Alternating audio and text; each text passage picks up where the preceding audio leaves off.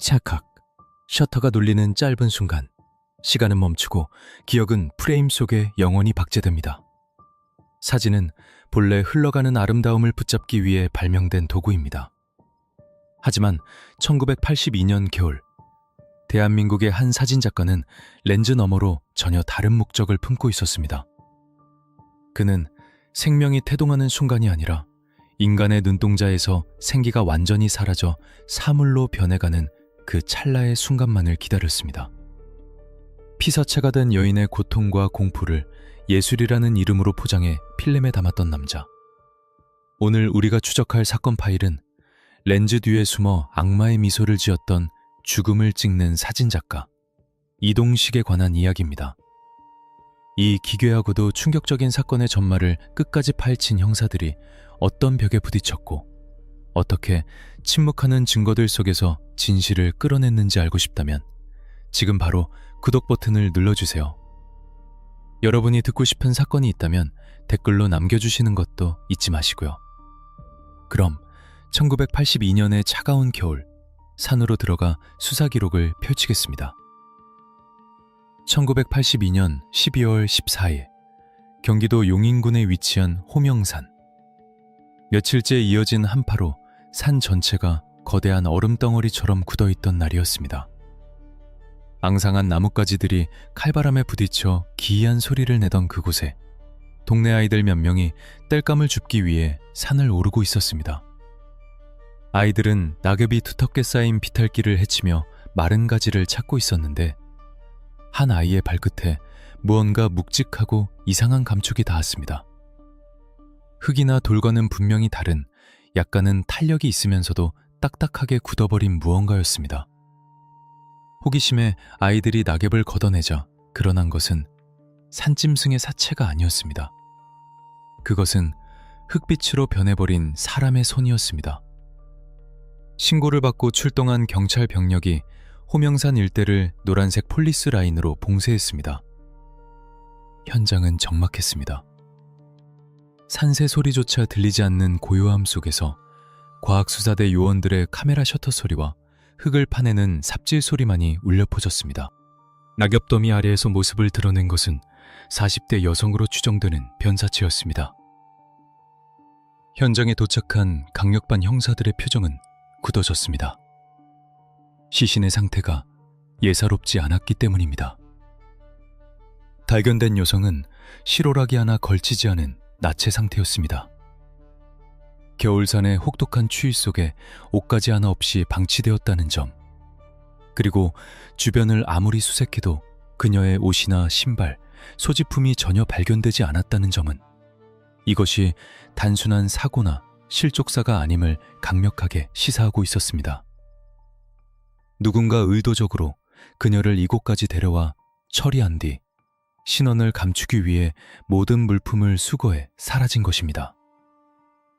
현장 감식을 맡은 법의학팀의 1차 소견은 사건을 더욱 미궁 속으로 빠뜨렸습니다. 시신은 이미 부패가 상당히 진행된 상태였고 겨울철의 낮은 기온 덕분에 일부는 밀랍화되어 있었습니다. 추정되는 사망 시점은 발견일로부터 약 2개월 전인 10월 중순에서 11월 초 사이, 즉 이 여성은 가을이 끝나갈 무렵부터 지금까지 차가운 흙 속에 홀로 묻혀 있었던 것입니다. 형사들은 시신의 자세에 주목했습니다. 보통 억지로 매장된 시신은 구겨져 있거나 저항한 흔적이 남기 마련입니다. 하지만 그녀는 마치 편안하게 잠든 것처럼 옆으로 누운 자세였습니다. 외상도 없었습니다.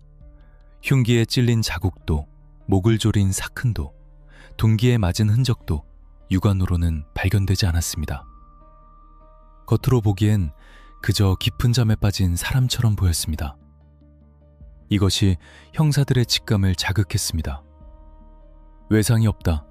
저항한 흔적도 없다. 그렇다면 약물이나 독극물일 가능성이 높다. 수사팀은 즉시 시신의 지문을 채취해 신원 확인 작업에 들어갔습니다.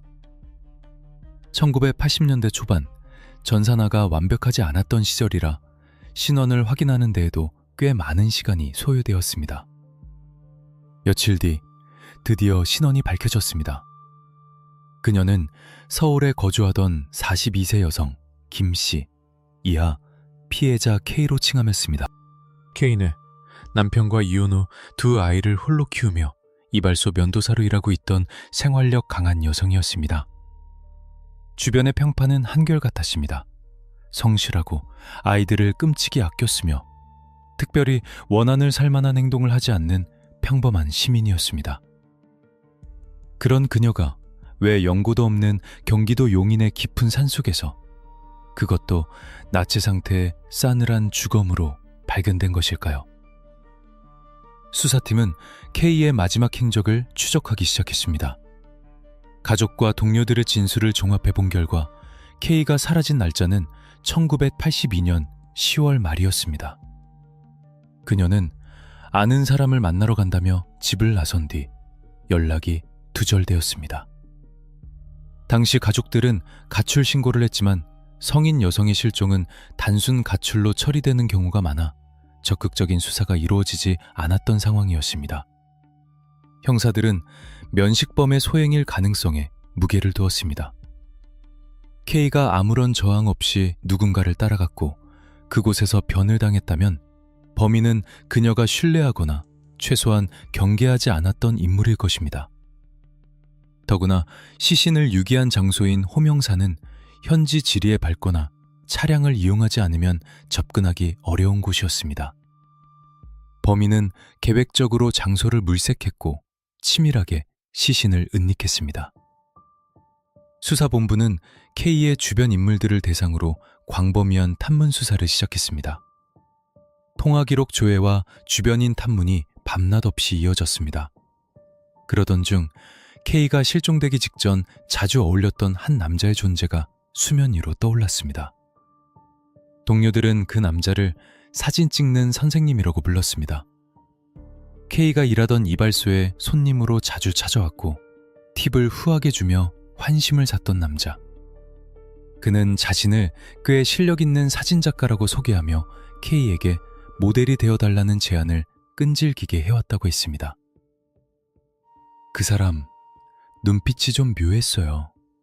점잖은 것 같으면서도 어딘가 섬뜩한 구석이 있었죠. 동료의 증언을 확보한 형사들은 즉시 그 남자의 신원을 파악했습니다.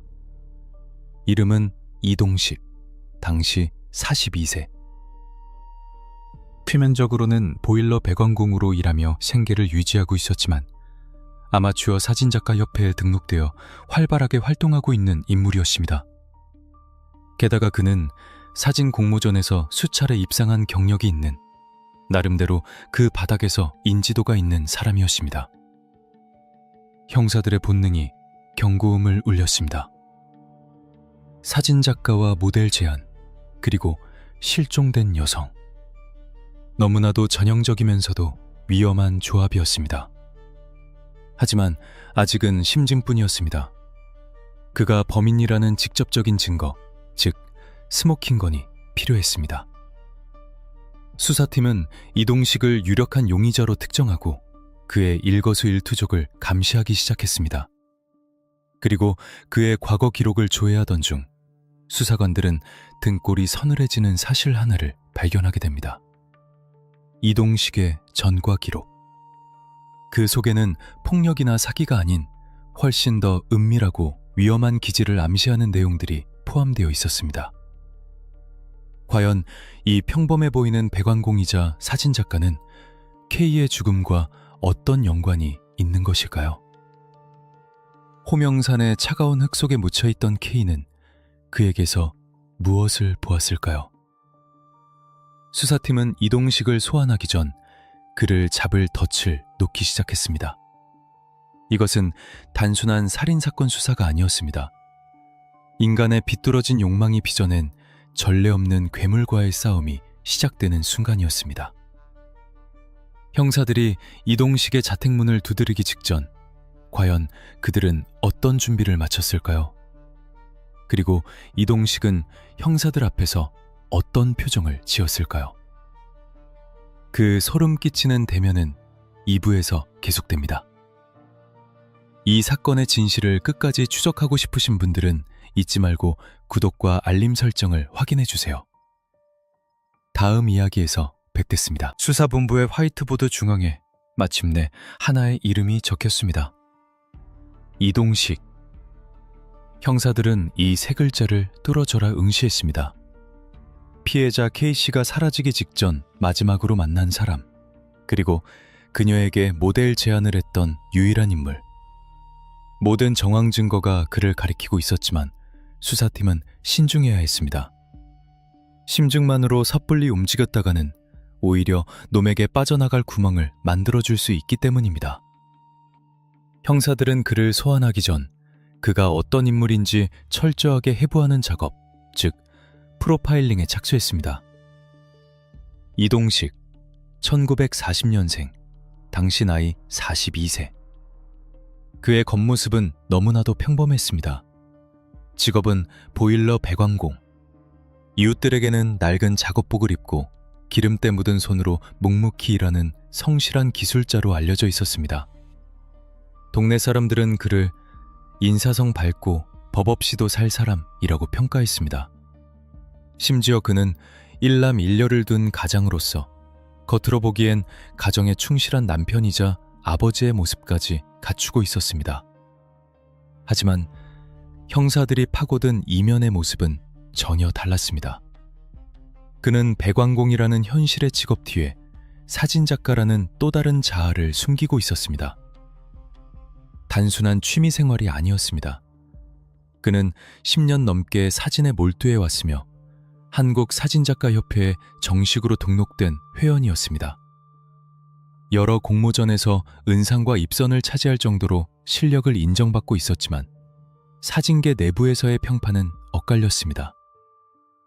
그 사람 사진은 기술적으로는 훌륭한데 왠지 모르게 기분 나쁜 구석이 있어요. 항상 뭔가 자극적인 소재를 찾아서 헤매고 다녔죠. 평범한 풍경보다는 죽은 새, 폐가, 기괴한 형상의 나무 같은 것들에 집착했습니다. 동료 사진작가들의 증언에서 공통적으로 나오는 단어는 집착과 기괴함이었습니다. 그는 특히 누드 사진에 강한 애착을 보였는데 전문 모델보다는 주변에서 섭외한 일반인 여성들을 선호했습니다. 사진을 찍기 위해서라면 돈을 아끼지 않았고 자신의 예술 세계를 이해해주는 사람에게는 과도할 정도로 친절을 베풀었다는 칭언도 확보되었습니다. 더욱 흥미로운 것은 그의 과거 전과였습니다. 비록 강력범죄는 아니었지만 그는 과거에 절도 혐의로 입건된 기록이 있었습니다. 그가 훔친 물건들은 대부분 고가의 카메라 장비나 미군 부대에서 흘러나온 폐필름 같은 것들이었습니다. 사진에 대한 그의 집착이 범죄의 선을 넘나들 정도로 뿌리 깊다는 것을 보여주는 대목이었습니다. 이놈, 보통 내기가 아니다. 준비 단단히 해야겠어. 수사팀장은 직감했습니다. 이동식은 우발적으로 일을 저지르고 당황치는 잡범들과는 차원이 다른 상대일 것이라고 말입니다. 1983년 1월, 형사들은 마침내 이동식을 임의 동행 형식으로 경찰서로 불렀습니다. 체포영장이 발부된 상태가 아니었기에 그는 참고인 신분이었고 언제든 조사를 거부하고 집으로 돌아갈 수 있는 상황이었습니다. 형사들은 긴장했습니다. 그가 거칠게 저항하거나 묵비권을 행사할 경우 수사가 난항을 겪을 수 있었습니다. 하지만 경찰서 문을 열고 들어온 이동식의 태도는 형사들의 예상을 완전히 빗나갔습니다. 그는 너무나 침착했습니다. 아니, 오히려 당당해 보이기까지 했습니다. 낡은 점퍼 차림에 뿔테 안경을 쓴 그는 수사관들에게 가볍게 목례를 건네며 자리에 앉았습니다. 떨림 없는 손, 차분한 목소리, 그리고 형사들의 눈을 똑바로 응시하는 시선. 그는 자신이 왜 이곳에 왔는지 전혀 모르는 사람처럼 행동했습니다. 선생님, 김모 여인을 아십니까? 형사의 첫 질문에 이동식은 1초의 망설임도 없이 대답했습니다. 네, 차 압니다. 제 사진 모델을 해주셨던 분이죠. 아주 분위기가 좋은 분이었습니다. 그는 피해자와의 관계를 순순히 인정했습니다. 숨기려 드는 기색이 전혀 없었습니다. 형사들은 곧바로 본론으로 들어갔습니다. 그분이 10월 말경 실종되었습니다. 그리고 며칠 전 호명산에서 싸늘한 주검으로 발견됐습니다. 마지막으로 그분을 만난 게 선생님이시죠? 형사들은 이동식의 표정 변화를 놓치지 않기 위해 그의 얼굴 근육 하나하나를 관찰했습니다. 보통의 사람이라면 자신이 만났던 사람이 사망했다는 소식에 놀라거나 당황하는 기색을 보이기 마련입니다. 하지만 이동식은 덤덤했습니다. 마치 남의 이야기를 듣는 듯 혹은 이미 알고 있었다는 듯 고개만 끄덕일 뿐이었습니다. 안타까운 일이군요. 네, 제가 마지막에 만났을 수도 있겠네요. 그날 사진 촬영을 했으니까요. 이동식은 진술을 이어갔습니다. 그의 주장에 따르면 사건 당일 그는 K씨와 만나 자신의 차를 타고 교회로 나갔습니다. 야외 촬영을 하기 위해서였습니다. 촬영은 순조롭게 진행되었고 해가 질 무렵 촬영을 마친 뒤 그녀를 서울 시내의 한 다방 근처에 내려주었다는 것이 그의 알리바이였습니다. 헤어질 때 수고비도 넉넉히 드렸고 기분 좋게 웃으며 헤어졌습니다. 그 뒤로 어디를 갔는지는 저도 모릅니다. 아마 다른 약속이 있었겠죠. 그의 진술은 매끄러웠습니다. 마치 미리 준비된 대본을 읽는 것처럼 앞뒤가 딱딱 맞았습니다. 시간, 장소, 이동 경로까지 구체적으로 진술했습니다. 형사들이 허점을 파고들기 위해 압박 질문을 던져도 그는 여유로운 미소를 띠며 받아쳤습니다. 형사님, 제가 예술을 하는 사람이라 좀 예민하긴 해도 사람을 해칠 위인은 못 듭니다. 제 사진을 보시면 아실 겁니다. 그는 자신을 예술가라고 칭하며 자신의 행위를 정당한 창작 활동의 일환으로 포장했습니다. 하지만 베테랑 형사들의 눈을 속일 수는 없었습니다. 그의 진술에는 결정적인 모순이 숨어 있었습니다. 수사팀은 이동식의 진술을 토대로 당일의 동선을 정밀하게 검증했습니다. 그가 K씨를 내려주었다고 주장한 시간과 장소, 그 시각, 해당 지역의 교통 상황과 목격자들의 진술을 대조해 본 결과 미세한 균열이 발견되었습니다. 그가 말했다는 다방 주변에서 그들을 본 사람은 아무도 없었습니다. 또한 K씨가 실종 당일 입었던 옷차림에 대한 이동식의 묘사가 가족들의 진술과 미묘하게 엇갈렸습니다. 무엇보다 형사들을 가장 의심스럽게 만든 것은 그의 태도였습니다. 자신과 함께 있었던 사람이 변사체로 발견되었다면 억울함을 호소하거나 범인을 잡아야 한다고 흥분하는 것이 일반적인 반응입니다. 그러나 이동식은 그녀의 죽음 자체에는 전혀 관심이 없어 보였습니다. 오직 자신의 혐의 없음을 증명하는 데에만 집중하고 있었습니다. 이것은 전형적인 소시오패스적 성향을 가진 범죄자들에게서 나타나는 특징이었습니다. 이놈, 확실하다. 무언가 숨기고 있어. 심증은 굳어졌지만 물증이 없었습니다.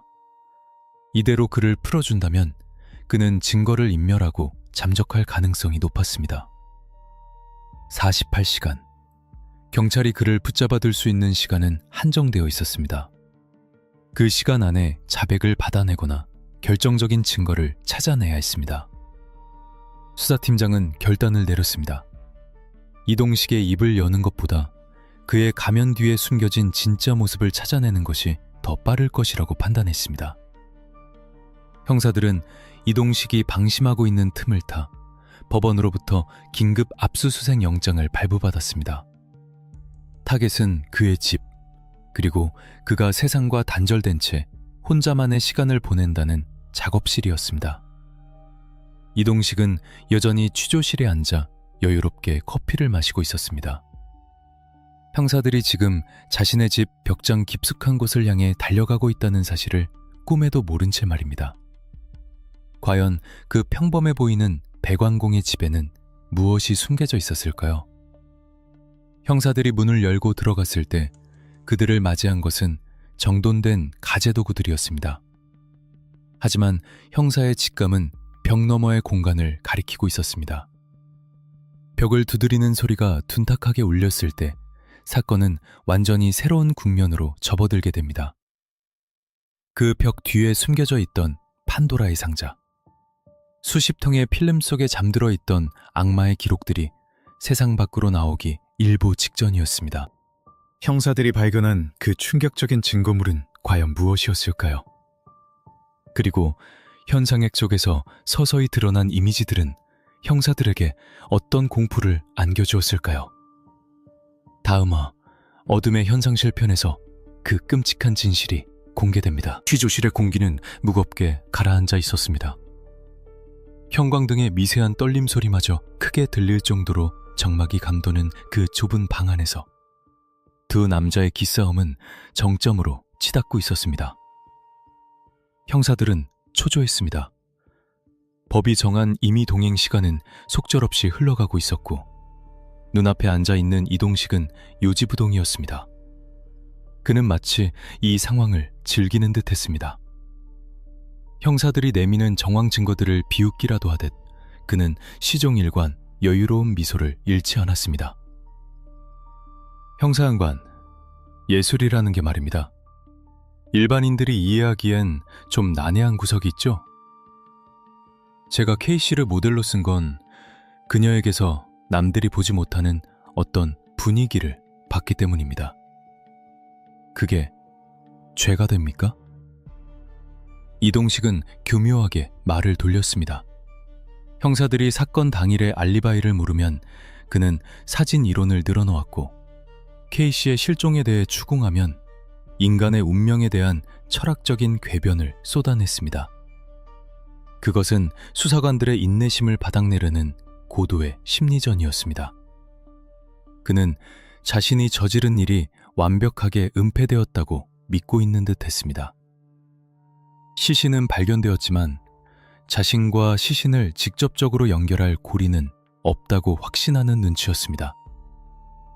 수사팀장은 결단을 내려야 했습니다. 이대로 그를 풀어준다면 그는 유유히 경찰서 문을 걸어나가 증거를 인멸하고 영영 자취를 감출 것이 뻔했습니다. 놈의 입을 여는 것은 불가능해 보였습니다. 그렇다면 남은 방법은 단 하나. 놈의 가면을 강제로 벗겨내 물증을 찾아내는 것뿐이었습니다. 영장 나왔습니다. 지금 바로 출발합니다. 무전기 너머로 다급한 목소리가 들려왔습니다. 법원으로부터 이동식의 자택과 작업실에 대한 압수수색 영장이 발부된 것입니다. 취조실 밖에서 대기하고 있던 형사들은 즉시 이동식의 거주지로 향했습니다. 이동식에게는 이 사실을 알리지 않았습니다. 그가 안심하고 있는 사이 그의 가장 은밀한 공간을 급습하는 작전이었습니다. 이동식의 집은 서울의 한 서민주택가에 위치해 있었습니다. 겉보기엔 평범한 다세대 주택의 반지하 방. 이웃들의 증언대로 그는 검소하고 조용한 생활을 하는 것처럼 보였습니다.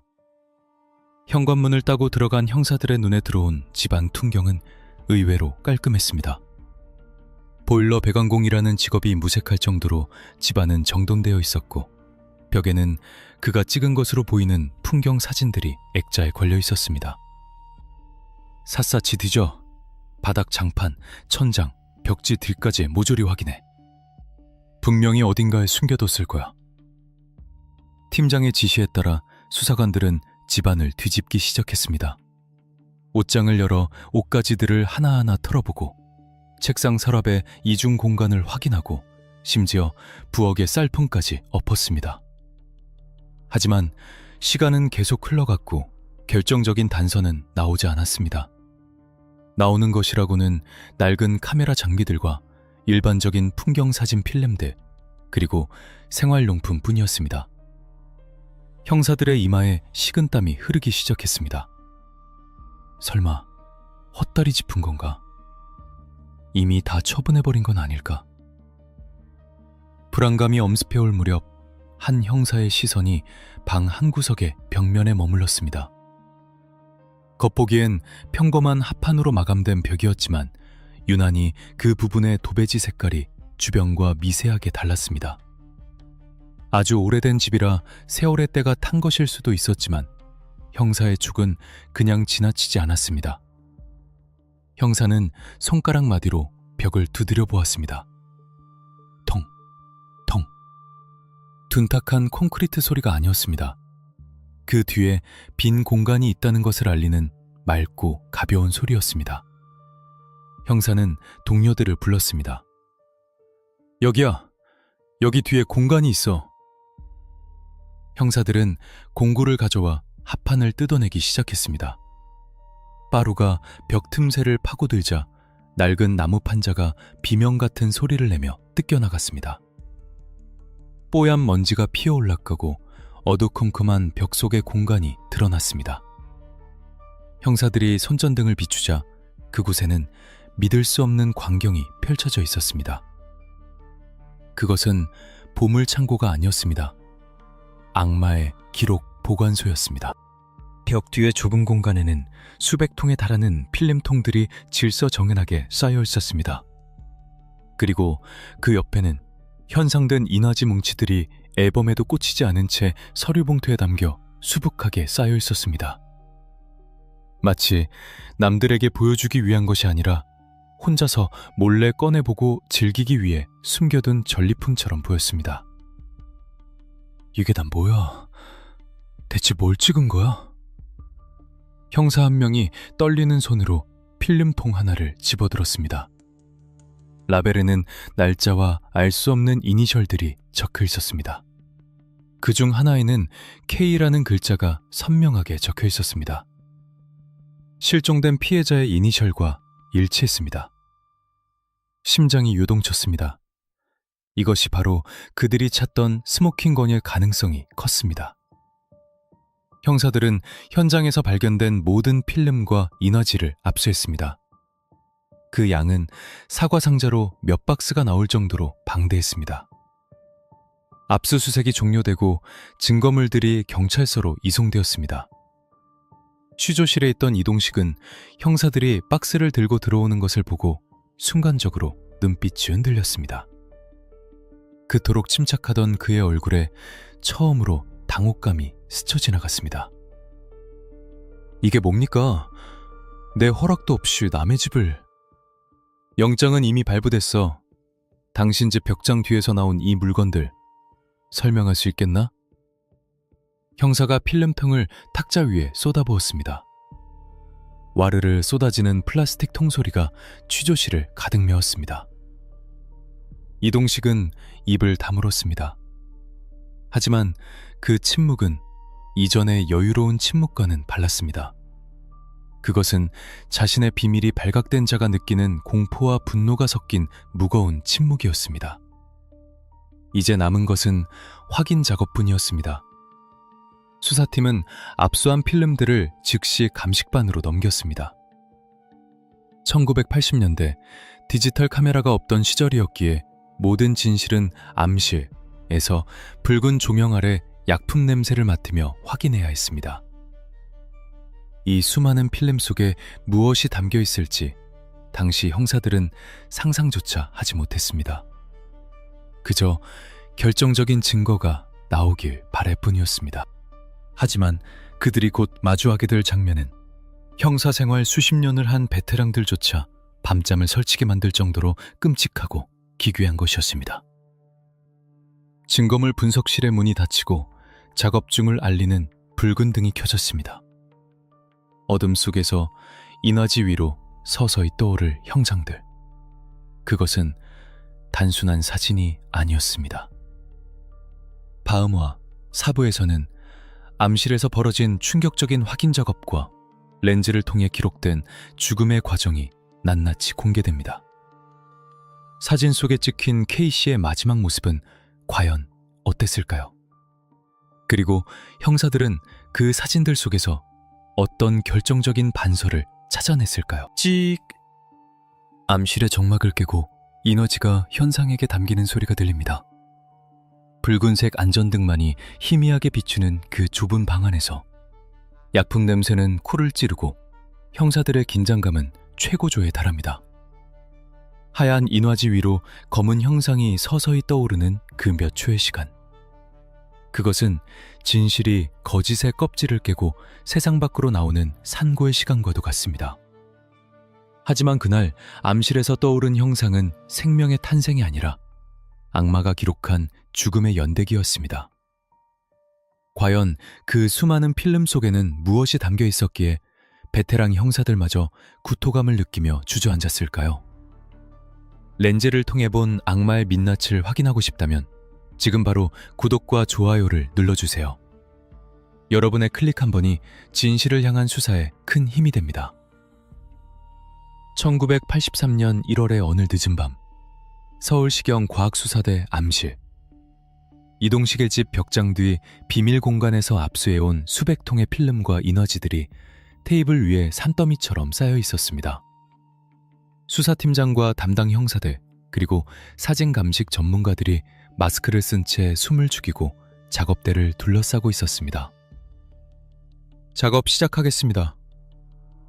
감식반원이 능숙한 손놀림으로 필름을 현상기에 걸고 인화 작업을 시작했습니다. 1차 분류 작업에서 K라는 이니셜이 적힌 필름통들이 가장 먼저 선택되었습니다. 형사들은 마른 침을 삼켰습니다. 이동식은 줄곧 예술 사진을 찍었을 뿐이라고 주장해왔습니다. 만약 이 필름들에 정말 평범한 풍경이나 예술적인 누드 사진만 담겨 있다면 수사는 다시 원점으로 돌아갈 위기였습니다. 첫 번째 롤의 사진들이 인화지 위로 떠오르기 시작했습니다. 현상액 속에서 서서히 윤곽을 드러낸 이미지는 이동식의 주장과 일치하는 듯 보였습니다. 가을의 정취가 물씬 풍기는 호명산의 낙엽 위에서 K씨는 다소 어색하지만 환한 미소를 지으며 포즈를 취하고 있었습니다. 옷을 입은 채 찍은 사진부터 점차 과감하게 옷을 벗고 찍은 누드 사진까지 구도는 전문적이었고 빛을 활용하는 솜씨도 예사롭지 않았습니다. 이것만 봐서는 그냥 통상적인 야외 촬영 사진 같은데요? 한 형사가 나지막이 속삭였습니다. 사진 속의 K씨는 살아있었습니다. 생기가 넘쳤고 사진작가의 요구에 따라 팔을 뻗거나 고개를 젖히는 등 적극적으로 촬영에 임하고 있었습니다. 여기까지는 이동식이 진술했던 즐겁게 촬영을 마쳤다는 알리바이를 뒷받침하는 증거처럼 보였습니다. 하지만 두 번째, 세 번째 롤로 넘어가면서 암실의 공기가 미묘하게 바뀌기 시작했습니다.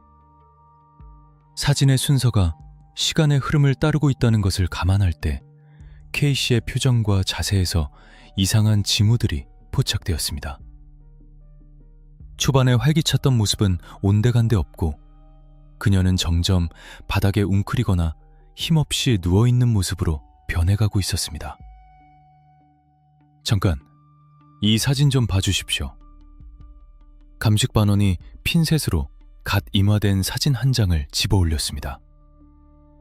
사진 속 K씨는 낙엽 위에 모로 누워 있었는데 그녀의 눈빛이 어딘가 공허해 보였습니다. 초점이 풀려 있었고 입은 약간 벌어진 채 고통스러운 듯 찡그린 표정이었습니다. 연출 아닙니까? 비련의 여주인공 같은 컨셉이라든가. 아니요, 연출이라고 하기엔 근육의 이완 상태가 너무 자연스럽습니다. 마치 진짜로 정신을 잃어가고 있는 사람처럼요. 불안감은 현실이 되었습니다. 현상 작업이 계속될수록 형사들의 표정은 경악으로 물들었습니다. 그것은 단순한 사진첩이 아니었습니다. 한 인간이 서서히 생명력을 잃고 사물로 변해가는 과정을 분단위, 아니 초단위로 기록한 잔혹한 다큐멘터리였습니다. 이동식은 셔터를 멈추지 않았습니다. 사진 속 K씨는 시간이 지날수록 명백하게 달라지고 있었습니다. 처음에는 앉아있다가 점차 몸을 가누지 못해 쓰러졌고 나중에는 바닥에 완전히 널브러져 미동조차 하지 않는 모습이 연속적으로 찍혀 있었습니다. 특히 형사들을 충격에 빠뜨린 것은 카메라의 앵글과 거리였습니다. 보통 모델이 갑자기 쓰러지거나 고통스러워하면 사진작가는 카메라를 놓고 달려가 상태를 살피는 것이 인간의 도리입니다. 카메라가 흔들리거나 피사체에 다급하게 접근한 앵글이 나와야 정상입니다. 하지만 이동식의 사진들은 너무나도 침착했습니다. 그는 쓰러져가는 K씨를 향해 다가가 도움을 주기는커녕 오히려 앵글을 다양하게 바꾸며 셔터를 눌렀습니다. 그녀가 고통에 몸부림칠 때 클로즈업을 했고 그녀의 손이 허공을 휘저을 때 그 손끝의 떨림을 예술적으로 담아내려 노력했습니다. 이 미친 새끼. 팀장의 입에서 거친 욕설이 터져나왔습니다. 그것은 분노를 넘어선 공포였습니다. 사진 속에는 살해 도구도 피도 없었지만 그 어떤 참혹한 살해 현장 사진보다 더 끔찍했습니다. 타인이 죽어가는 과정을 무대 위에 연극처럼 관조하며 기록한 그 냉혈한 시선이 사진 곳곳에 묻어 있었기 때문입니다. 마지막 노래 현상이 끝났을 때 암실 안에는 무거운 침묵만이 흘렀습니다. 마지막 몇 장의 사진. 그 속에서 K씨는 더 이상 움직이지 않았습니다. 동공은 풀려 있었고 피부는 창백하게 변해 있었습니다. 누가 봐도 명백한 주검이었습니다. 그런데도 이동식은 그 시신의 팔다리를 꺾어 기이한 자세를 만들거나 낙엽을 덮어 연출을 한 뒤 계속해서 셔터를 눌렀습니다. 이것은 증거였습니다. K씨가 자연사했거나 사고사를 당한 것이 아니라 이동식이 그녀의 죽음을 처음부터 끝까지 지켜봤다는, 아니 어쩌면 그 죽음을 기다리고 있었다는 결정적인 증거였습니다. 만약 그가 죽이지 않았다 하더라도 죽어가는 사람을 구조하지 않고 사진을 찍었다는 사실만으로도 그는 인간이기를 포기한 것이나 다름없었습니다. 이 사진들 순서대로 나열해봐. 형사들은 젖은 이마지들을 건조대에 널어놓고 순서대로 맞추어 보았습니다. 그것은 마치 슬로모션으로 재생되는 공포영화의 필름 같았습니다. 웃고 있는 K, 무언가를 마시는 K, 어지러워하는 K, 쓰러진 K, 고통스러워하는 K, 움직임이 멈춘 K. 타임라인은 완벽했습니다. 사진 전문가가 합류하여 조명과 그림자의 길이를 분석한 결과 이 모든 과정이 불과 1시간에서 2시간 사이에 일어났다는 것이 밝혀졌습니다. 약을 썼어, 분명해. 감식반장은 확신에 찬 목소리로 말했습니다. 사진 속 K씨의 표정 변화, 특히 목 근육의 경직과 눈동자의 변화는 청산가리나 그와 유사한 독극물에 중독되었을 때 나타나는 전형적인 반응이었습니다. 이동식은 그녀에게 독을 먹이고 독이 퍼져나가는 과정을 예술이라 칭하며 카메라에 담았던 것입니다. 형사들은 전율했습니다. 그들이 상대하고 있는 남자는 단순한 살인범이 아니었습니다. 자신의 쾌락과 뒤틀린 예술혼을 충족시키기 위해 타인의 생명을 캔버스로 사용한 괴물이었습니다. 이제 이 사진들은 단순한 이미지가 아니라 이동식의 목을 조를 가장 강력한 올가미가 되었습니다. 하지만 형사들은 알고 있었습니다. 이동식이 이 명백한 증거 앞에서도 그녀는 연기를 했을 뿐이고 촬영 후 헤어졌다라고 우길 가능성이 있다는 것을. 사진은 시각적 정보일 뿐 그 안에 담긴 생물학적 반응까지 증명해주지는 못한다고 주장할 수도 있었습니다. 그래서 수사팀은 이 21장의 결정적인 사진들을 들고 국내 최고의 법의학자들과 사진학 교수들을 찾아가기로 합니다. 사진 속에 찍힌 미세한 신체 변화, 인간이 의식적으로 연기할 수 없는 죽음의 징후를 과학적으로 증명해내야만 했습니다. 그 중에서도 전문가들의 눈을 사로잡은 디테일이 있었습니다. 바로 솜털이었습니다. 사진 속 K씨의 피부에 난 아주 미세한 솜털. 그것이 이 사건의 운명을 가를 결정적인 열쇠가 될 줄은 아무도 몰랐습니다. 과연 법의학자들은 사진 속에서 어떤 죽음의 시그널을 찾아냈을까요?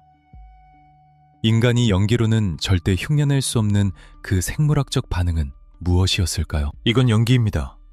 명연기죠. 제가 디렉팅을 아주 혹독하게 했거든요. 이동식은 여전히 뻔뻔했습니다. 압수된 사진들을 들이밀어도 그는 눈 하나 깜짝하지 않았습니다. 오히려 사진 속 K씨의 고통스러운 표정을 보며 내 예술적 지도가 만들어낸 최고의 표정이라며 자화자찬까지 늘어놓았습니다.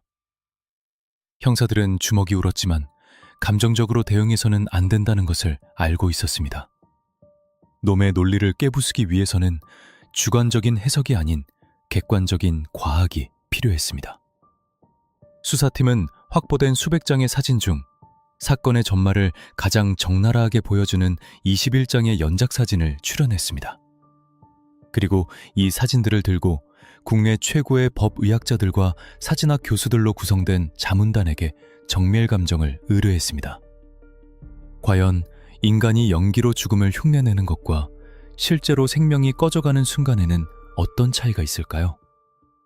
그 해답은 아주 미세하고도 소름 끼치는 디테일, 바로 솜털에 있었습니다.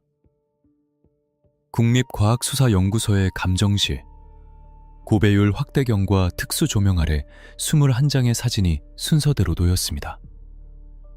백발이 성성한 노 교수와 법의학자들이 사진 위로 고개를 숙였습니다. 돋보기를 든 그들의 눈빛이 날카롭게 번뜩였습니다.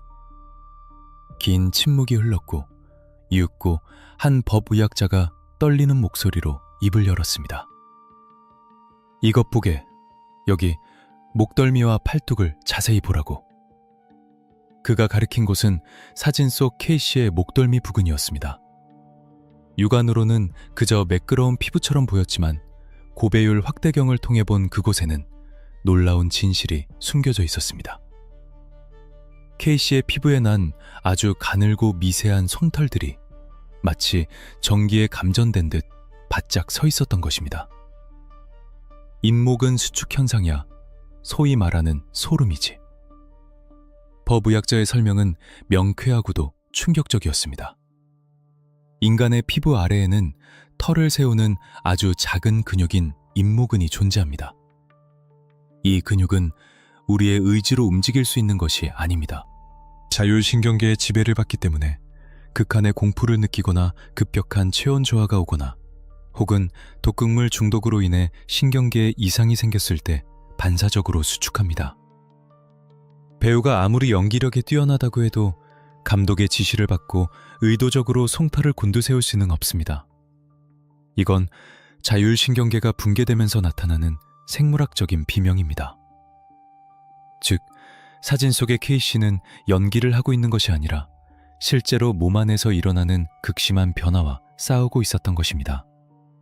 이것은 그녀가 살아있는 상태에서 죽음의 문턱을 넘어가고 있었다는 움직일 수 없는 증거였습니다. 증거는 그뿐만이 아니었습니다. 전문가들은 사진 속 K씨의 눈에 주목했습니다. 시리즈의 초반부 사진에서 K씨의 눈동자는 카메라 렌즈를 정확히 응시하고 있었습니다. 동공의 크기도 정상적이었고 눈빛에는 생기가 돌았습니다. 하지만 후반부로 갈수록 그녀의 시선은 렌즈를 벗어나 허공을 향했습니다. 동공 산대, 그리고 대광 반사, 수녀의 소실.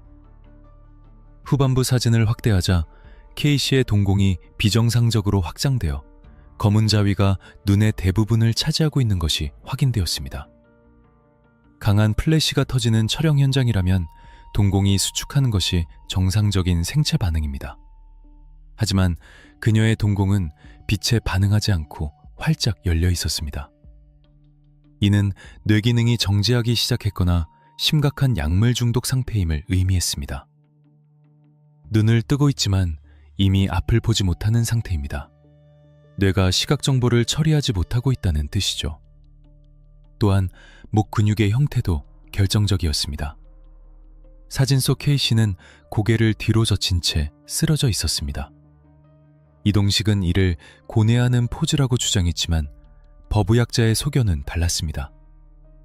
목 앞쪽에 흉쇄 유돌근이 비정상적으로 도드라져 있었고 턱 주변의 근육은 강하게 경직되어 있었습니다.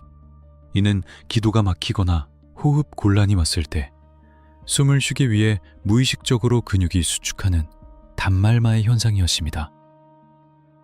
이 여자는 지금 숨을 쉬려고 사투를 벌이고 있는 겁니다. 편안하게 포즈를 취하는 게 아니에요. 분석 결과는 참담했습니다.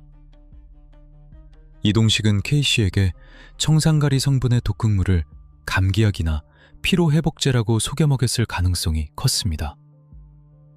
독이 퍼지면서 근육이 마비되고 호흡이 가라앉는 그 고통스러운 과정을 그는 셔터를 누르며 지켜본 것입니다. 특히 마지막 사진 한 장은 법의학자들마저 고개를 돌리게 만들었습니다.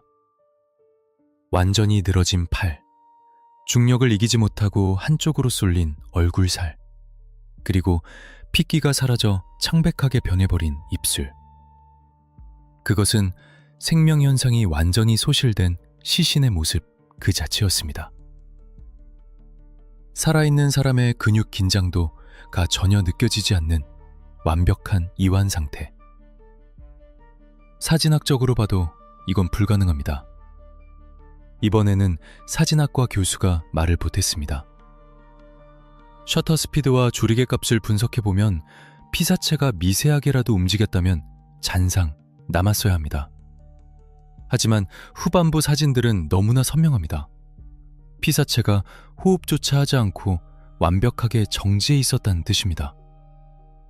살아있는 사람은 숨을 쉬기 때문에 가슴이나 어깨가 미세하게 움직이기 마련인데 이 사진에는 그런 생명의 흔적이 전혀 없습니다.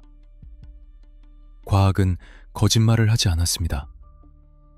21장의 사진은 단순한 이미지가 아니라 살인의 전 과정을 기록한 법의학적 보고서였습니다. 솜털 하나, 근육 한 조각, 눈동자의 크기까지 모든 것이 이동식을 살인자로 지목하고 있었습니다. 충분해. 차고 넘쳐. 수사팀장은 주먹을 불끈 쥐었습니다. 이제 이동식의 예술 타령을 끝낼 때가 되었습니다. 이 명백한 과학적 증거들 앞에서 과연 그가 계속해서 궤변을 늘어놓을 수 있을까요? 형사들은 분석 결과 보고서를 들고 다시 취조실로 향했습니다. 22장의 사진을 확대 인화하여 순서대로 벽에 붙였습니다. 취조실 벽면을 가득 채운 K씨의 마지막 모습들. 그 한가운데에 솜털이 곤두선 사진을 배치했습니다. 문이 열리고 이동식이 들어왔습니다. 자신의 작품들이 취조실 벽을 도배하고 있는 광경을 본 순간 그의 눈빛이 처음으로 심하게 흔들렸습니다. 자, 이동식 씨. 이제 사진 수업은 끝났습니다. 지금부터는 과학 시간입니다. 형사가 솜털이 선명하게 찍힌 사진을 손가락으로 가리키며 차갑게 물었습니다. 당신이 그렇게 자랑하던 예술적 연출로 사람 털끝 하나하나까지 곤두세우게 할 수 있습니까? 이건 연기가 아니라 공포입니다. 죽음 앞에서 몸부림치는 세포들의 비명이라고요. 궁지에 몰린 쥐가 고양이를 문다고 했던가요? 과학적 증거 앞에 할 말을 잃은 이동식은 갑자기 태도를 돌변했습니다. 그의 입에서 나온 말은 변명도 부인도 아니었습니다. 그것은 형사들의 상상을 초월하는 악마의 궤변이었습니다. 형사님들은 진짜 아름다움이 뭔지 모릅니다. 과연 그는 무엇이라고 답했을까요? 자신의 범죄가 낱낱이 밝혀진 순간 그가 내뱉은 예술에 대한 끔찍한 정의. 다음화 6부.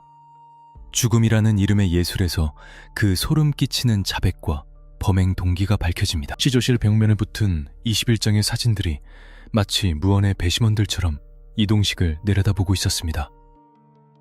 솜털이 곤두선 피부, 초점을 잃은 눈동자, 그리고 경직된 근육. 과학이 증명한 명백한 죽음의 징후 앞에서 이동식의 입가에 머물던 여유로운 미소는 자취를 감췄습니다. 하지만 형사들이 예상했던 반응은 죄책감이나 참회 혹은 공포가 아니었습니다. 침묵을 지키던 그가 천천히 입을 열었을 때 취조실 안의 온도는 순식간에 영하로 떨어진 듯 싸늘해졌습니다. 형사님들은 진짜를 본 적이 없으시군요. 그는 벽에 붙은 사진들을 쳐다보았습니다. 그것은 자신의 죄를 입증하는 증거물을 보는 눈빛이 아니었습니다. 마치 갤러리에 걸린 자신의 걸작을 감상하는 예술가의 눈빛, 그 도취와 오만함이 뒤섞인 기이한 시선이었습니다. 가짜는 아무런 감동을 주지 못합니다. 연출된 표정, 만들어진 눈물, 그런 건 삼류나 짓이죠. 저는 그날 K씨에게 영원한 생명을 준 겁니다. 그녀 인생에서 가장 아름답고 처절한 순간을 제가 박제해 준 거라고요.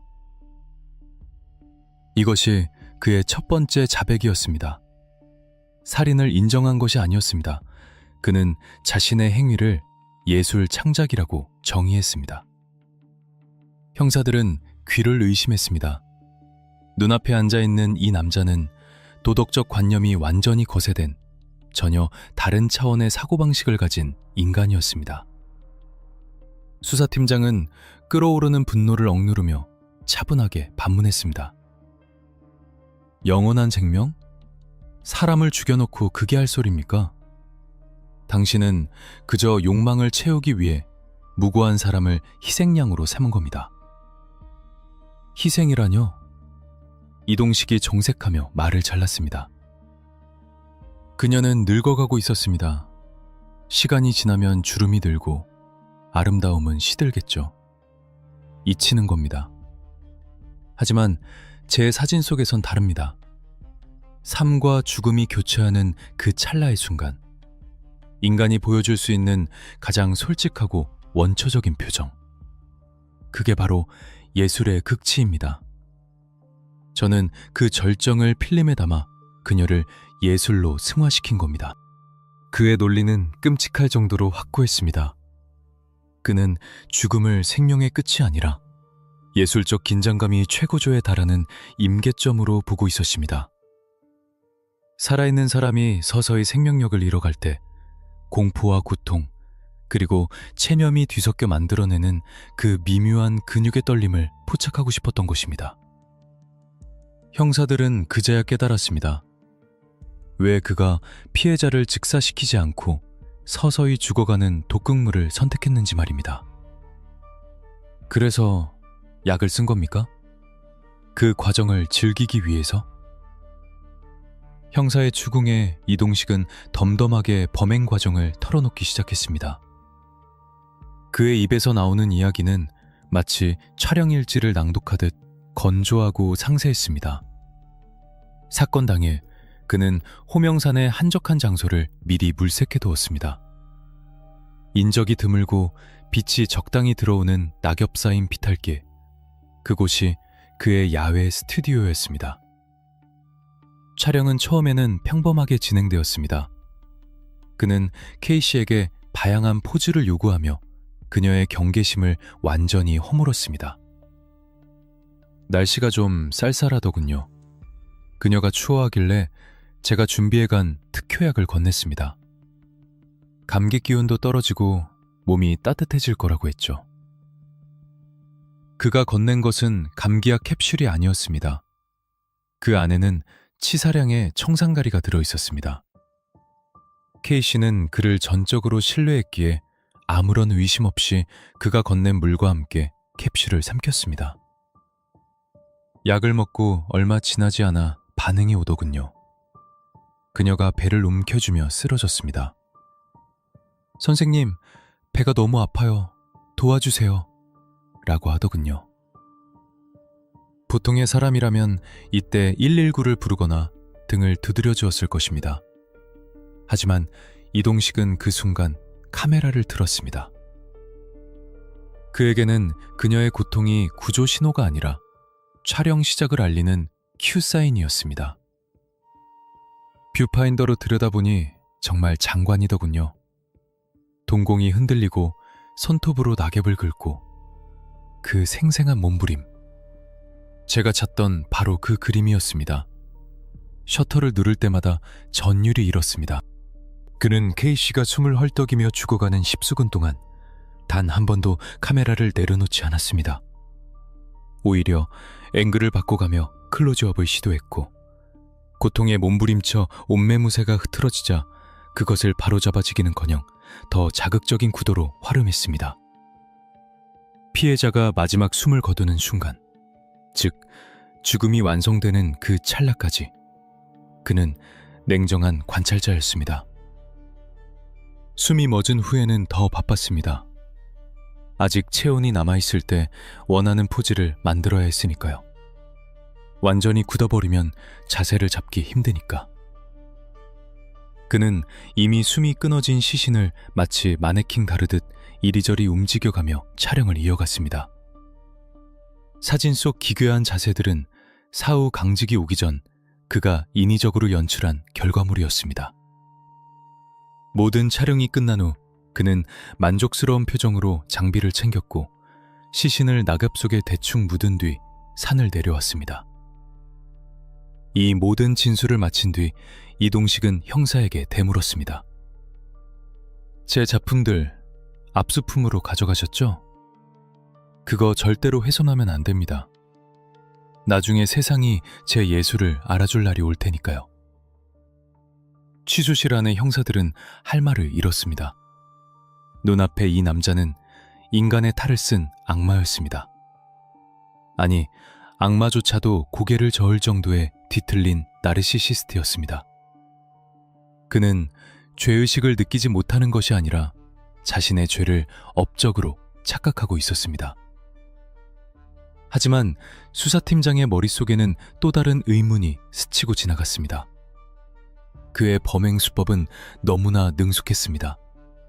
장소 선정, 독극물 준비, 촬영, 그리고 사체 유기까지 단 한 번의 실수도 없는 완벽한 계획 범죄였습니다.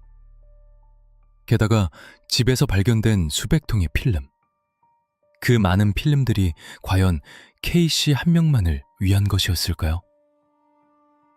이동식 씨, 당신의 그 예술론 잘 들었습니다. 그런데 말이죠.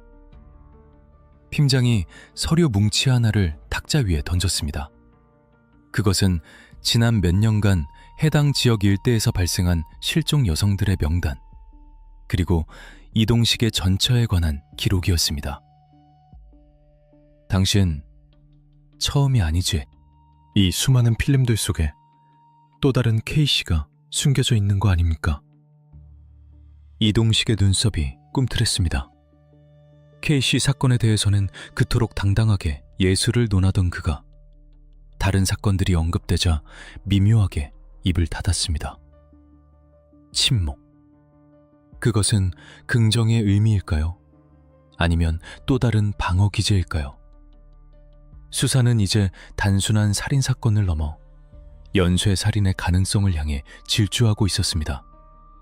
압수된 필름톡에 잠들어 있는 이름 모를 여성들, 그리고 묘연하게 사라진 그의 전처. 과연 이동식의 카메라는 얼마나 많은 죽음을 목격한 것일까요? 우리가 밝혀낸 것은 빙산의 일각일지도 모릅니다. 이제 형사들은 그의 과거를 송두리째 파헤치기 위해 또 다른 전쟁을 준비합니다. 그의 아내는 어디로 사라졌을까요? 그리고 사진 속에 남겨진 또 다른 얼굴들의 정체는 무엇일까요? 이동식의 자백은 수사의 끝이 아니라 더 깊고 어두운 미궁으로 들어가는 입구였습니다. 그가 피해자 K씨를 상대로 저지른 범행을 예술적 성취라고 떠벌리는 동안 수사팀의 한쪽에서는 압수된 수천 장의 사진들을 정밀 분석하는 작업이 계속되고 있었습니다. 형사들은 직감하고 있었습니다.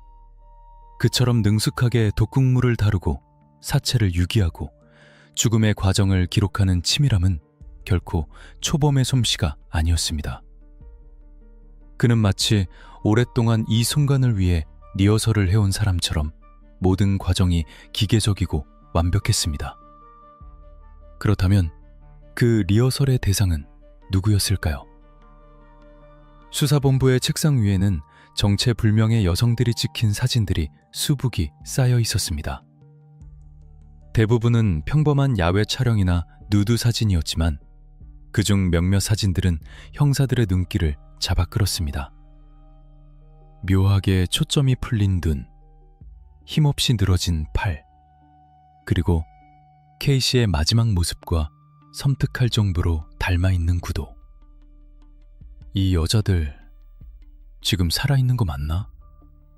수사팀은 즉시 사진 속 인물들의 신원 파악에 나섰습니다. 1980년대 초반 전산망이 갖춰지지 않은 상황에서 사진 한 장만으로 누군가를 찾는다는 것은 서울에서 김서방 찾기나 다름없었습니다. 하지만 형사들은 포기하지 않았습니다. 최근 몇 년간 경기도와 서울 일대에서 접수된 가출 신고 및 실종자 명단을 샅샅이 뒤졌습니다. 그러던 중 형사들의 등골을 서늘하게 만드는 기록 하나가 튀어나왔습니다. 그것은 타인이 아닌 이동식의 가장 가까운 곳에 있었던 여인이었습니다. 바로 이동식의 전처였습니다. 수사 기록에 따르면 이동식은 K씨를 만나기 훨씬 전 한 여성과 결혼 생활을 했습니다.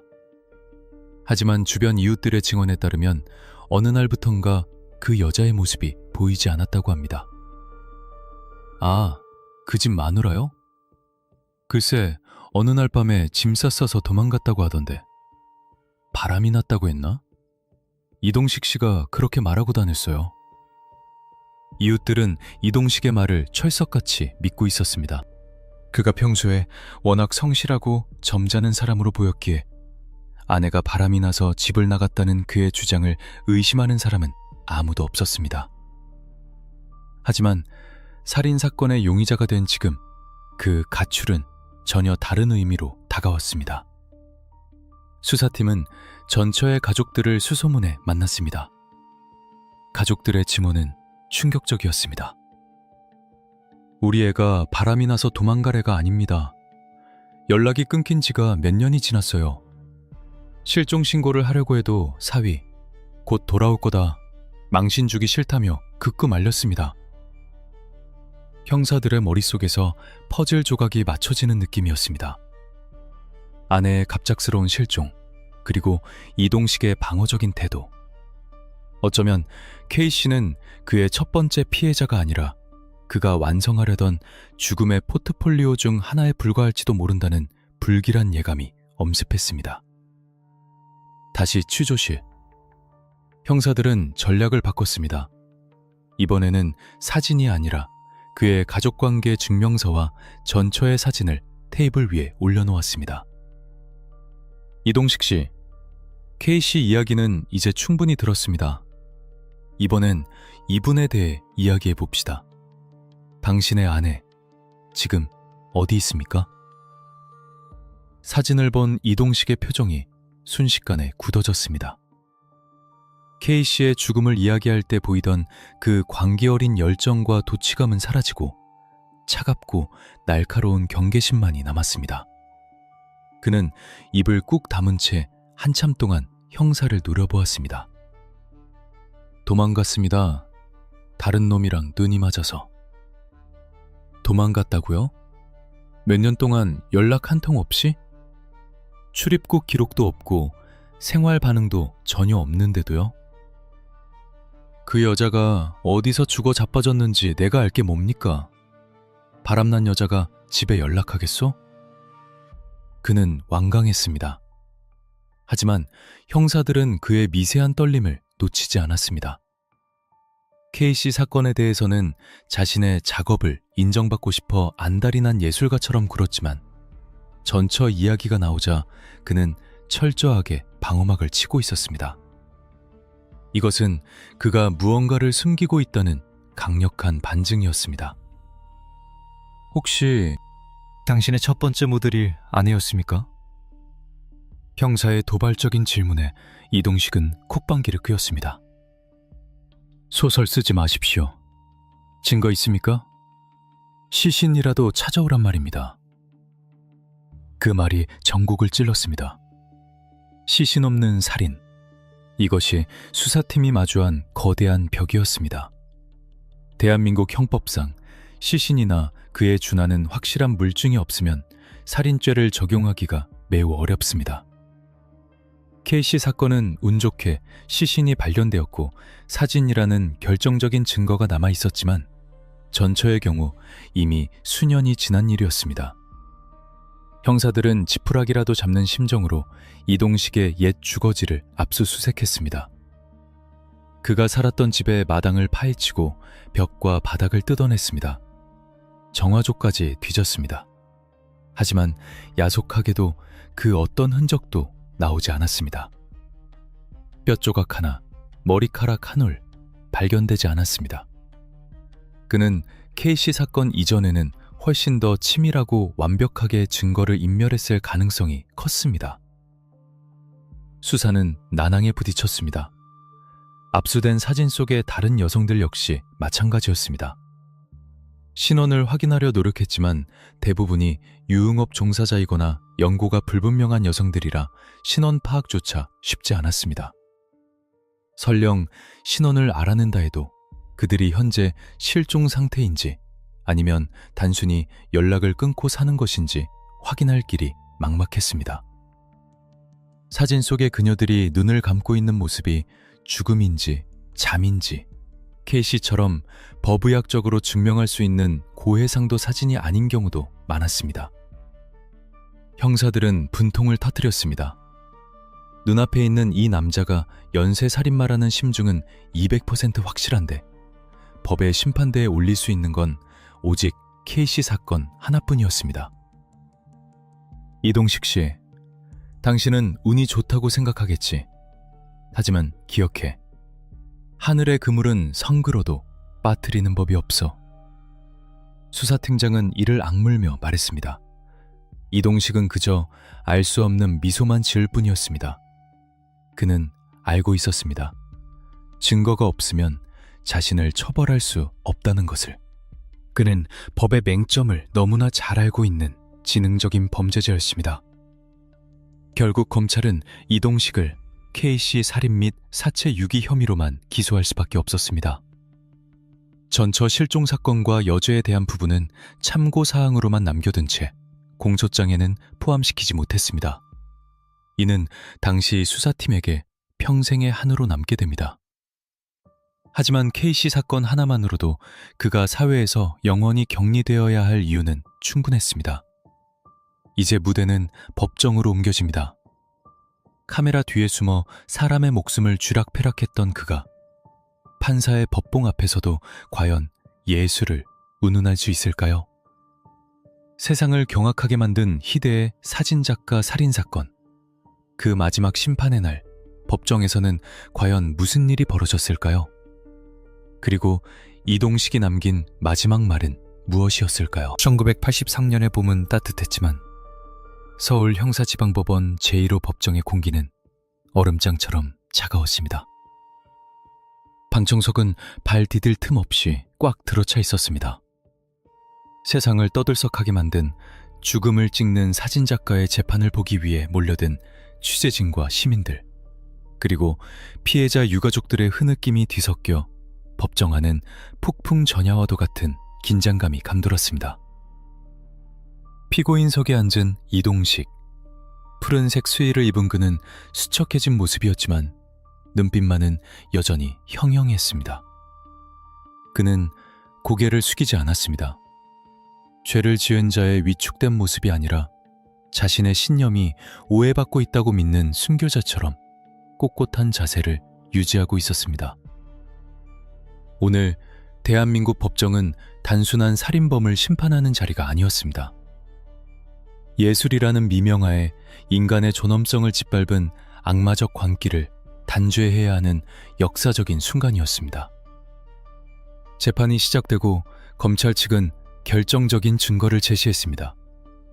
바로 이동식의 비밀 벽장에서 압수한 K씨의 마지막 순간이 담긴 21장의 연작 사진이었습니다. 검사가 사진들을 차례로 들어보이며 배심원들과 판사를 향해 목소리를 높였습니다. 존경하는 재판장님, 이 사진들을 보십시오. 피고인은 이것을 예술이라고 부릅니다. 하지만 여기 찍힌 것은 한 여인이 독극물의 고통 속에서 생명을 잃어가는 처절한 몸부림일 뿐입니다. 피고인은 피해자가 살려달라고 애원하는 그 순간 구호 조치를 취하기는커녕 차가운 렌즈를 들이대고 셔터를 눌렀습니다. 이것은 살인입니다. 그것도 가장 비열하고 잔혹한 방식의 살인입니다. 방청석 곳곳에서 탄식과 비명이 터져나왔습니다. 사진 속에 적나라하게 담긴 K씨의 고통스러운 표정을 본 사람들은 경악을 금치 못했습니다. 일부는 구역질을 참지 못해 입을 막고 법정을 뛰쳐나가기도 했습니다. 유가족들은 오열하다가 실신하여 부축을 받고 나갔습니다. 인간이 인간에게 할 수 있는 짓이라고는 도저히 믿기지 않는 광경이었습니다. 그러나 정작 이 모든 사태의 원흉인 이동식은 무표정했습니다. 그는 검사의 열변을 들으며 간간히 콧방귀를 뀌거나 이해할 수 없다는 듯 고개를 저었습니다. 변론 기회가 주어지자 이동식은 천천히 입을 열었습니다.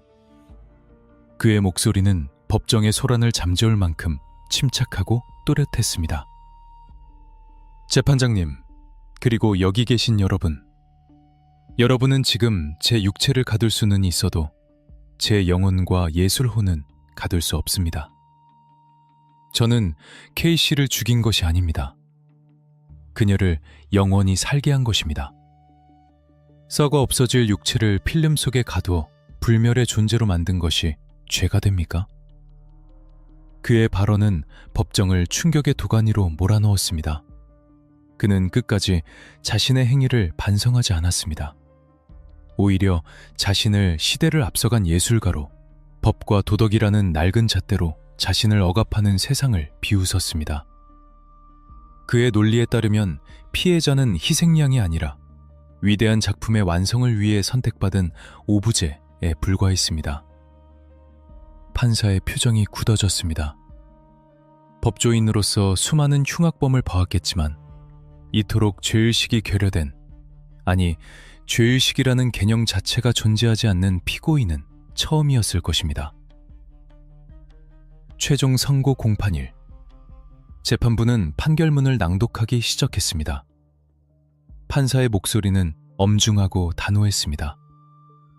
피고인 이동식은 자신의 탐욕적이고 변태적인 사진 촬영 욕구를 충족시키기 위해 자신을 믿고 따른 피해자에게 독극물을 투여하여 살해했다. 더욱이 범행 후에도 반성의 기미는커녕 궤변으로 일관하며 피해자와 유가족을 모독하고 있다.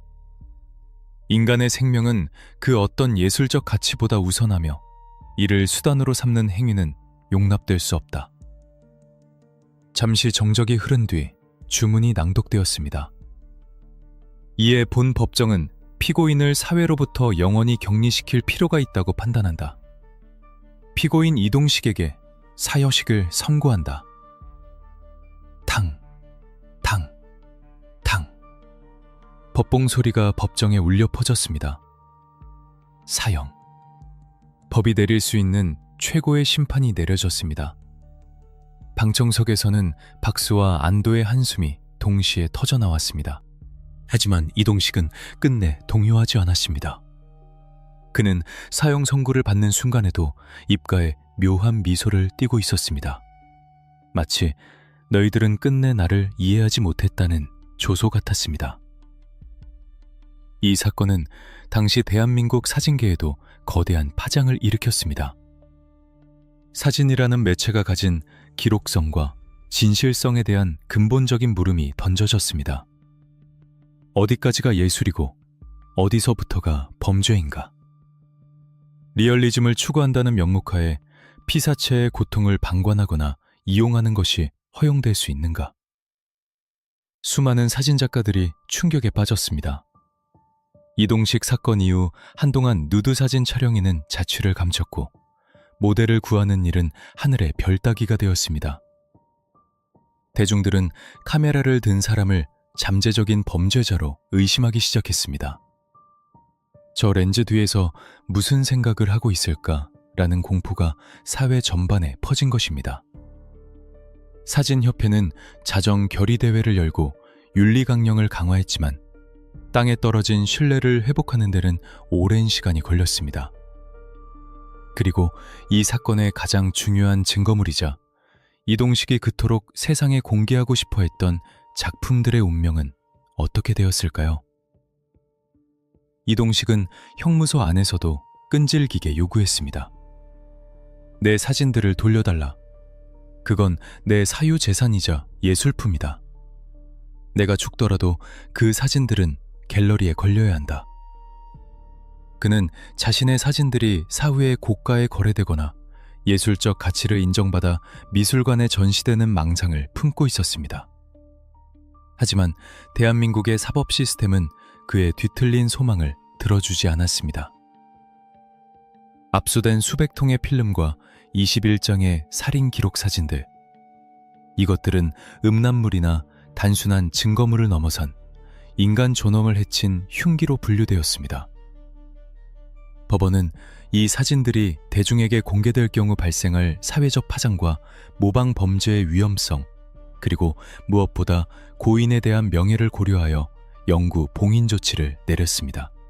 그의 사진들은 그가 꿈꾸던 화려한 조명 아래의 갤러리가 아닌 검찰청 지하 깊은 곳에 차가운 증거물 보관 창고로 보내졌습니다. 햇빛 한중 들지 않는 그 어두운 곳에서 사진들은 두꺼운 서류 봉투에 담겨 철제 캐비닛 속에 갇혔습니다. 이동식. 그는 1986년 5월 형장의 이슬로 사라졌습니다. 그가 마지막 순간에 무슨 생각을 했는지는 아무도 모릅니다. 하지만 확실한 것은 그가 불멸을 꿈꾸며 찍었던 사진들은 이제 세상 그 누구도 볼 수 없는 어둠 속에 영원히 묻혔다는 사실입니다. 역설적이게도 빛을 통해 이미지를 만드는 사진가였던 그가 남긴 유작들은 영원한 어둠 속에 갇히는 형벌을 받게 된 것입니다. 이것으로 한 광인의 잔혹한 살인극은 법적으로 막을 내렸습니다. 하지만 수사는 여기서 끝이 아니었습니다. 형사들의 가슴 속에는 여전히 해결되지 않은 의문, 찜찜한 뒷맛이 남아 있었습니다. 사라진 전처, 그리고 사진 속의 이름 모를 여인들. 법은 그를 심판했지만 진실은 아직 100% 밝혀지지 않았습니다. 우리는 이 사건을 통해 무엇을 기억해야 할까요? 단순히 한 사이코패스의 엽기적인 범죄로만 치부하고 넘어가도 되는 걸까요? 마지막 9부에서는 이 사건이 현대 사회에 던지는 묵직한 메시지와 여전히 풀리지 않은 미스터리들을 되짚어보며 긴 여정을 마무리하려 합니다. 악마는 사라졌지만 그가 남긴 질문은 여전히 유효합니다. 진실의 마지막 조각을 확인하고 싶으시다면 다음 화를 놓치지 마십시오. 1986년 5월 27일 서울구치소의 사형 집행장. 이동식은 마지막 순간까지도 자신의 죄를 진심으로 뉘우치는 기색을 보이지 않았습니다. 그는 형장의 이슬로 사라졌지만 그가 대한민국 사회에 남긴 생채기는 40년이 지난 지금까지도 아물지 않았습니다. 한 인간이 타인의 죽음을 오락거리나 예술적 도구로 전락시킬 수 있다는 사실은 우리에게 인간성의 상실에 대한 근본적인 공포를 심어주었습니다. 우리는 이 기괴하고도 슬픈 사건의 끝에서 단순히 범인이 잡혀 처형되었다는 결말, 그 이상의 것을 보아야 합니다. 오늘 이 마지막 시간에는 수사 기록의 이면에 남겨진 우리가 절대 잊어서는 안 될 불편한 진실들을 되짚어보려 합니다. 첫 번째, 도구화된 인간입니다. 이동식 사건이 다른 살인 사건들과 결정적으로 다른 점은 범행의 동기입니다. 치정, 원한, 금전.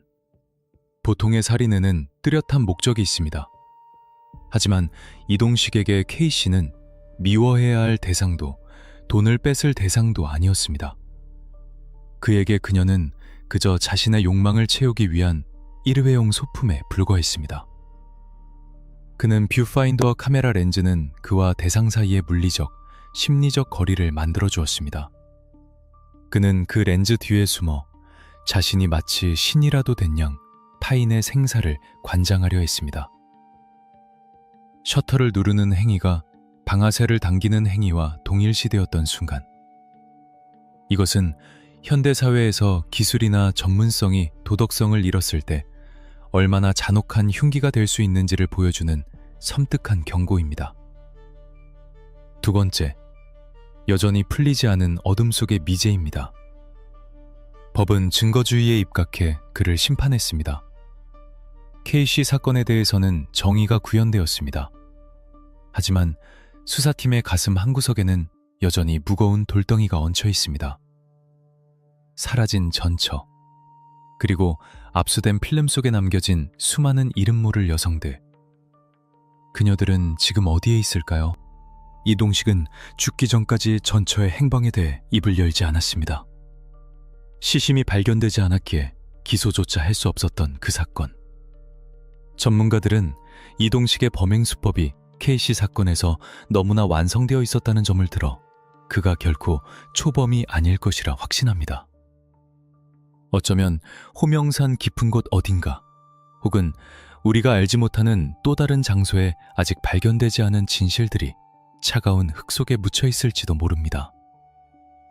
이것은 이 사건이 단순한 과거의 일이 아니라 현재 진행형의 비극일 수도 있음을 시사합니다.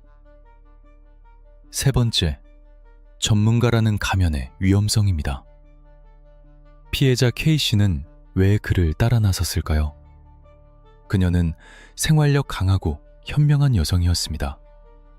그런 그녀가 경계심을 풀었던 이유는 단 하나, 그가 내민 사진작가라는 명함과 그럴듯한 전문성 때문이었습니다.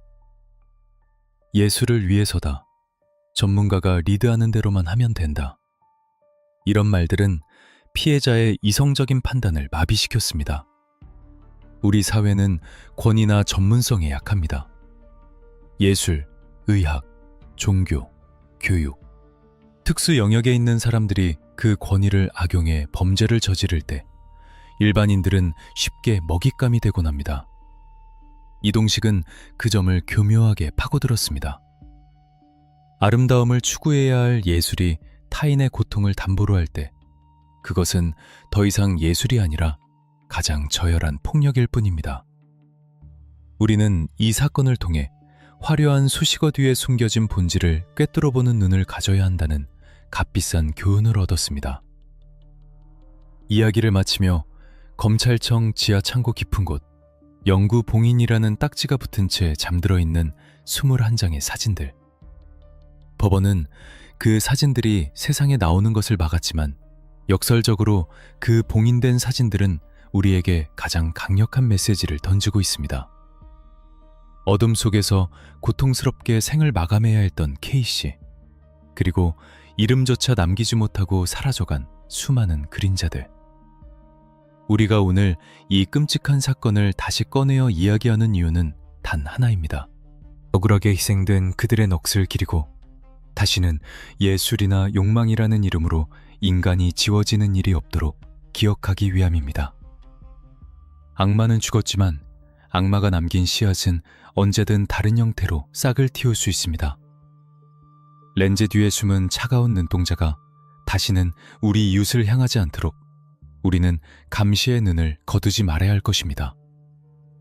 긴 시간 동안 1982년의 차가운 겨울, 호명산의 미스터리를 함께 추적해 주신 구독자 여러분께 감사드립니다.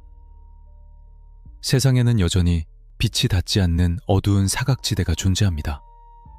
그리고 그 어둠 속에 묻힌 진실을 파헤치는 것이 저와 여러분이 해야 할 일입니다. 다음 주 더 충격적이고 미스터리한 사건 파일로 돌아오겠습니다.